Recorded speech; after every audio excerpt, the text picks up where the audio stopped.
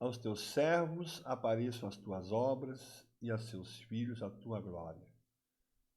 Muito bem-vindos. Hoje eu quero discutir um assunto importante e você pode assistir. Eu quero convidar meus amigos pastores, meus amigos que estão no ministério, você que é líder de uma igreja, a refletir sobre um valor que se perdeu durante o tempo. Eu quero mostrar que a igreja ela tem algo a dar às pessoas que é muito importante. Eu espero que você fique comigo nesse debate, nesse assunto, até o final, para que a gente possa entender qual é o verdadeiro papel da igreja nos nossos dias, aquilo que o Senhor Jesus tinha programado. Bom, nós lemos este versículo e eu quero, antes de começar, fazer algumas perguntas. Será que você pode me ajudar a refletir? Você deixa aí anotado embaixo, ou pode reagir para mim. O que as pessoas que entram nas igrejas todos os domingos, o que elas precisam? Não é? Se você for para a igreja a primeira vez, o que você necessita? A pergunta é do que as pessoas estão realmente necessitadas. E eu não estou me referindo ao sentimento de bem-estar, ao acolhimento, não é nada disso que eu estou me referindo. Será que você pode, para você mesmo, enumerar ali uma lista, talvez, de coisas que você acha importante que a pessoa que entra na sua igreja, ela precisa? O pensamento é esse: se eu entrasse hoje pela primeira vez na igreja, o que eu gostaria que fizesse comigo? Quais os assuntos mais importantes teriam que ser abordados? Quais as atividades mais importantes? Se eu entrasse na igreja evangélica, o que era para mim mais importante?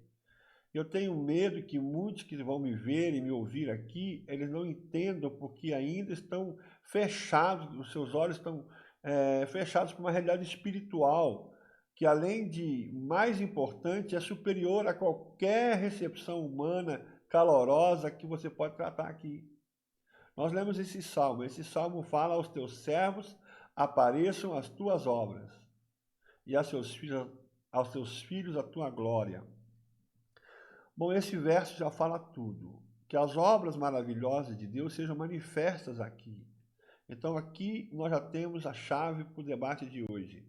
Qual é o principal papel da igreja? É manifestar a obra maravilhosa de Deus. Para que depois que eles entenderam, venham glorificar a Deus por isso, venham dar glória por isso. E aí quando fala filhos aqui, pode ser filho literal, ou pode também ser filhos na fé. Agora, isso tem que ser o nosso ponto de oração.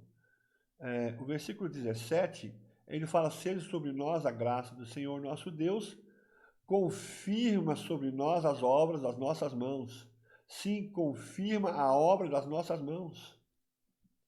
Então, a igreja é o agir dos homens ou a igreja é o agir de Deus? Se uma pessoa entrar aqui hoje nas nossas igrejas, vai ser recebido pelo agir dos homens ou pelo agir de Deus? O mesmo que agiu também nas nossas vidas. Então, ele confirma sobre nós as obras das nossas mãos. Bom, aparentemente, quem trabalha aqui somos todos nós. A obra é das nossas mãos. É um tipo de trabalho que executamos em nome do Senhor Jesus. Será que isto é um trabalho individual? O nosso método, o nosso plano? Sei que o salmista ele recorre à responsabilidade pessoal de cada membro, mas depende da confirmação do Senhor. Então significa que o trabalho tem a ver com algo espiritual, de pessoas espirituais, onde Jesus pode continuar a obra que Deus trabalha até hoje. E agora, a ênfase que eu quero dar é que Deus quer nos usar. Sim, Deus quer te usar. E me refiro a todos aqueles que trabalham na igreja, seja do maior ao menor, com importância, mas de uma forma organizada, dirigida por Ele. E o nosso pedido é: confirma sobre nós as obras das nossas mãos. E será que o Senhor pode fazer isso?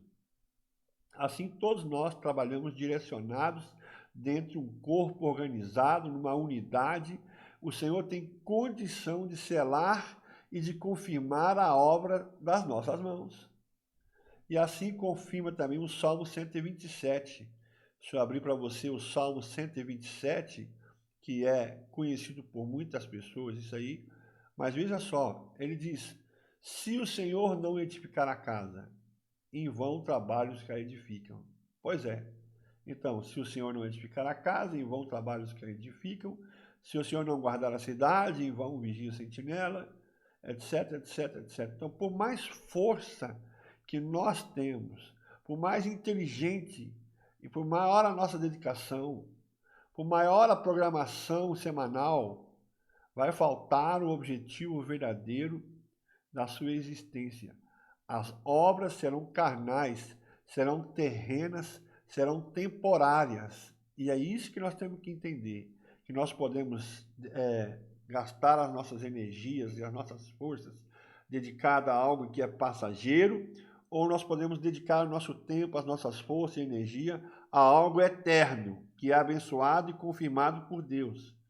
Se uma pessoa entrar na igreja e ela for abraçada por vocês, e ela começa a fazer parte de um grupo seleto, se ela é pastoreada por qualquer pessoa, porque isso acontece demais nos nossos dias, todos têm seus pastorzinhos dentro da igreja, por maior que seja a tentativa, não será confirmada a obra de Deus nem na vida da pessoa e nem na vida da igreja. Mas ao mesmo tempo, no pensamento, se o Senhor não edificar a casa, eu também posso ficar sentado aqui esperando na cadeira passar o tempo, porque Deus tem que fazer a obra. Por isso que eu comecei o texto que a obra das nossas mãos tem que ser confirmada por Deus. Então, eu, você, nós vamos começar a trabalhar para o Senhor. E sabe qual que é o pensamento agora? Onde eu começo a obra do Senhor? E seria bom se o pastor me passasse uma lista de afazeres aqui, me dirigindo o que eu posso ou não fazer dentro da igreja. Ou você começa a fazer as coisas de forma independente, autônomo dentro da igreja, e depois pede a Deus para confirmar as obras das suas mãos. E isso não funciona. Isso causa uma divisão. Quando você entrar na igreja, no início, ninguém te deu uma lista das coisas que você tem que fazer. E quem sabe até hoje você não aprendeu o que deve fazer. Mas sabe por onde começa essa lista? Pelas coisas espirituais que te foram reveladas. Gente, isso é a coisa mais importante para a igreja. Se o pastor não é revelado, ele não pode pastorear. Se o membro não tem a revelação do Senhor, ele não pode trabalhar na obra. Como é que uma professora de escola dominical vai ensinar uma criança se ela não entende nada da obra do Senhor, se ela não é revelada, se ela não entende nada a respeito da salvação? Se na vida espiritual dela ainda não frutificou nenhum fruto do Espírito, não é reconhecido pelo irmão, pela igreja, que a pessoa realmente ela tem o fruto do Espírito e que de fato é um dos nossos irmãos. Então tem os carnais trabalhando dentro da igreja e tem os espirituais. E às vezes os carnais não fazem um serviço ruim, não é carnalidade no sentido de divisão ou no sentido de fazer mal um ao outro, não. Não é isso que eu estou me referindo. Mas às vezes a obra é humana. E tem a obra de Deus e tem a obra dos homens. Mas se a obra dos homens não for confirmada por Deus, então perde-se o tempo, perde-se o valor, perde-se o seu objetivo. Então, na realidade, se você puder revelar o que os seus olhos, o que os seus ouvidos ouviram, o que receberam do Pai. Então, em 1 João, no capítulo 1, se você olhar 1 João, no capítulo 1, no versículo 1 ao 4, ele fala assim: o que desde o princípio, o que temos ouvido e o que temos visto com os nossos próprios olhos. Então, a pessoa tem que ouvir e ver o que contemplamos e as nossas mãos apalparam com respeito ao verbo da vida, e a vida se manifestou e nós temos visto, e dela damos testemunho e vou-la anunciamos, a vida eterna, a qual estava com o Pai, nos foi manifestada. O que temos visto e ouvido anunciamos também a vós outros, para que vós igualmente mantenhais comunhão conosco. Ora, a nossa comunhão é com o Pai e com seu Filho Jesus Cristo. Estas coisas, pois, vos escrevemos para que a nossa alegria seja completa. Meus irmãos, o trabalho na igreja, o trabalho do Senhor, só pode ser completo mesmo, né, se há uma unidade, se a pessoa que está ali, seja qual área que ela for ensinar, qual área que ela for se dedicar, seja no pastorado, seja o que for, no reino de Deus, as obras precisam ser confirmadas por Deus para que possa ter um valor perpétuo na vida das pessoas. Para que você não fabrique pessoas semelhantes a você, mas que você crie nelas um novo coração para que elas possam ser feitas à imagem e semelhança do Senhor. E no Salmo 78, versículo 3 ao 8, Salmo 78, esse salmo é maravilhoso. Salmo 78, você precisa fazer um estudo pessoal a respeito desse assunto. Salmo 78, do versículo 3 ao 8. Ele fala assim: o que ouvimos e aprendemos. Então, são duas coisas: ouvir e aprender. E aí começa por aí. As pessoas não querem parar para ouvir nem para aprender. O que nos contaram nossos pais, não encobriremos a seus filhos. Contaremos à vindoura geração os louvores do Senhor e o seu poder e as maravilhas que fez. Lembra do nosso primeiro versículo? Então, nós precisamos entender as maravilhas de Deus para que Deus possa ser glorificado. Nós precisamos mostrar, Deus precisa revelar as suas maravilhas. E ele estabeleceu um testemunho em Jacó, instruiu uma lei em Israel e ordenou a nossos pais que os transmitissem a seus filhos, a fim de que a nova geração os conhecesse, filhos que ainda hão de nascer se levantassem e, por sua vez, os referissem aos seus descendentes, para que pusessem em Deus a sua confiança e não esquecessem dos feitos de Deus, mas lhe observassem os mandamentos, que não fossem como seus pais, geração obstinada e rebelde, geração de coração inconstante, cujo espírito não foi fiel a Deus. Então, o que eu estou querendo mostrar para você? Estou querendo mostrar para você que se nós trabalhamos com algo terreno, com algo passageiro, se nós colocarmos pessoas na frente que não provaram, que não se mostraram, que não foram revelados por Deus, todo o trabalho que você vai fazer é temporário. E por isso que as pessoas no final, vai acontecer justamente isso no final, o quê? Vai acontecer que os pais, né, geração obstinada, geração de coração inconstante e cujo espírito não foi fiel a Deus. É isso que nós estamos formando dentro da igreja. A gente lida com pessoas que já deveriam estar maduras, que deveriam estar frutificando, mas você está remediando.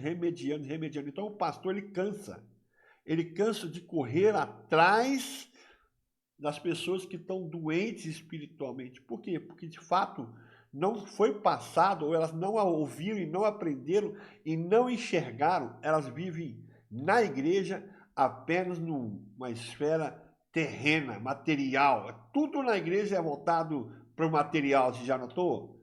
As pessoas não são mais educadas para ter uma vida espiritual diante de Deus.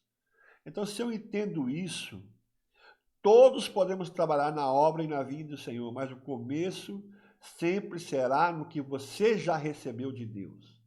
E eu pergunto, o que você já recebeu de Deus? O que você sabe? O que você vê de claro mesmo? Seja honesto.